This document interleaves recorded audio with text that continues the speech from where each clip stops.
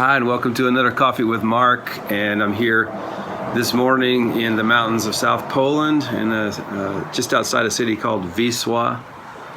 And beautiful surroundings. These mountains are actually quite like the mountains of East Tennessee, where I'm from. And so I feel a bit at home here.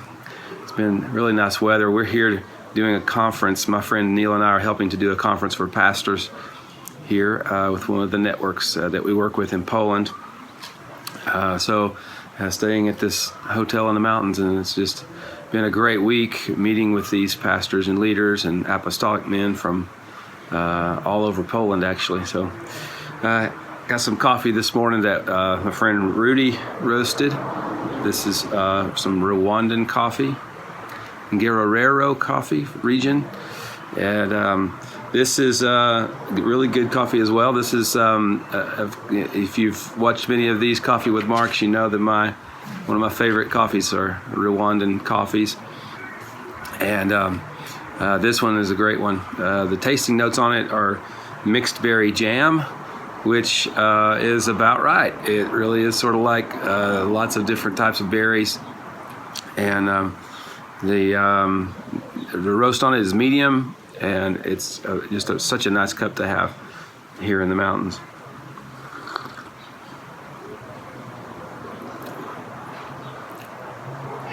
It's really a blessing to have it. I was thinking today about, I'm just writing in my journal some this week and reading from John chapter 6, and how Jesus was healing people, and he was also feeding them. He fed the 5,000 there. And as I was thinking about it, I was thinking about the phrase that comes from about the 1st century AD. I think it was the Roman poet Juvenal that spoke about how even before the time of Christ, the Roman leaders began to try to maintain their power by putting forth passing legislation, which they called it a grain dole, basically to be able to give bread to poor people so they could keep those poor people's votes. So basically, you obtain power and you retain power by giving people the bread. And what the term he used was give the people bread in circuses. So something to eat and things to entertain them. As long as you can give them food, bread, and give them entertainment in whatever form that is, circuses, then you can stay in power because the people will be happy. And it's really nothing more than the depravity of the poor being exploited by the depravity of the powerful. And I'm not really trying to make a political statement here necessarily, but it certainly happens in our day as well, of course, because we still have people living today, right? I just thought about that term, bread and circuses, though. Bread and circuses, when I was thinking about Jesus, because here he is. People are following him by the thousands, and here he has all this power, and he can speak to these needs that they have. I mean, he can directly meet the needs. Healing, bread for the hungry, healing for the sick.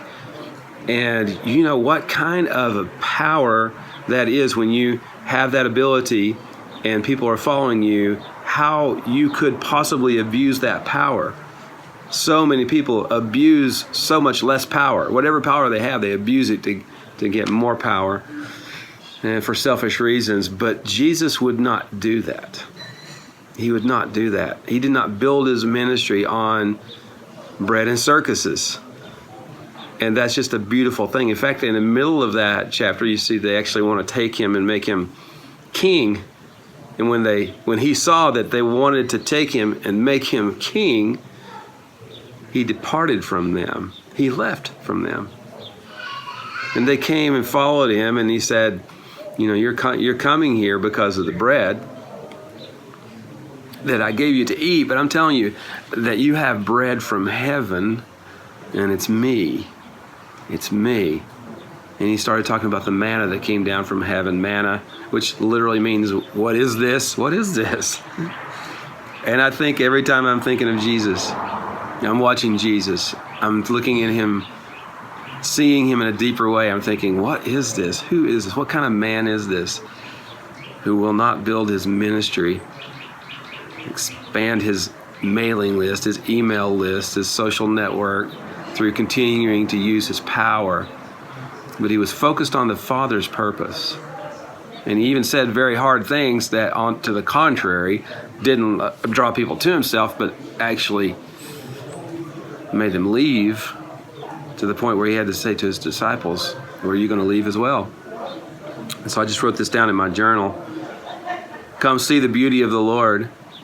Imagine a man with all power who has perfectly pure motives, one who would not use his ability to work miracles for his own purpose, but for the sake of others and for the sake of the kingdom of his Father.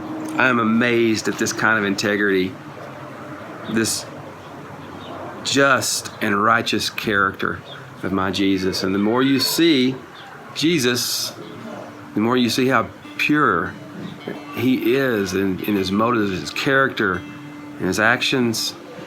And you see that he literally walked in love all the time, and he becomes bigger and bigger. And it's the most beautiful thing. Purity is beautiful, and Jesus is the most pure.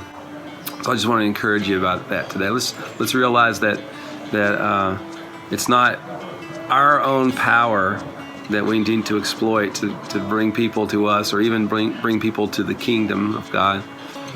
Let's just serve people. Let's see the beauty of the Lord. And let's take another sip of this Rwandan grace.